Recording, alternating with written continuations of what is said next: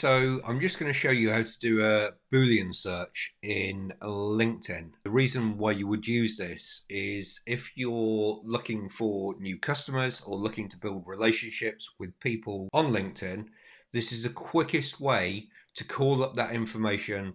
Think of it like a Rolodex of your top potential clients, people who you want to network with. This is a super quick way of doing it. You don't need any paid subscription.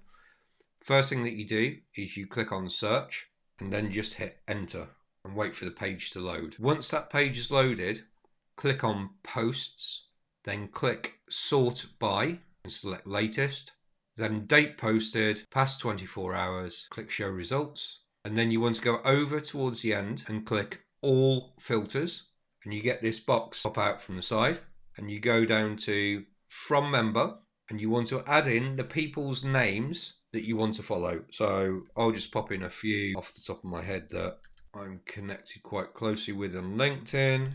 I'll use those 4 for now.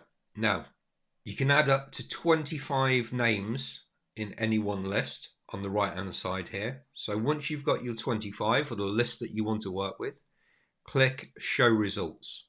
And once you've clicked show results, this will show the posts that those people have posted in the last 24 hours. So you see Heather here posted 31 minutes ago, Alex an hour ago, Heather 6 hours ago, Chris 7 hours ago. So if you build out that list, now you don't have to do this every time. So I use Google Chrome, and what you can do is go up here and bookmark this URL link. So click the star. I've got folders, so my LinkedIn folder is here, and I will name this. I've done this a couple of times, so I'll just call this Top Contacts 1, or I'll call first, then click done. That's now saved that URL. What we can do is we reset this, so we're back to the main screen, and what we can do is if I click LinkedIn, the bottom there, Top Contacts first, if I click that, that brings me to the short list, and you can have as many lists of 25 in that URL. It won't update contacts within a list.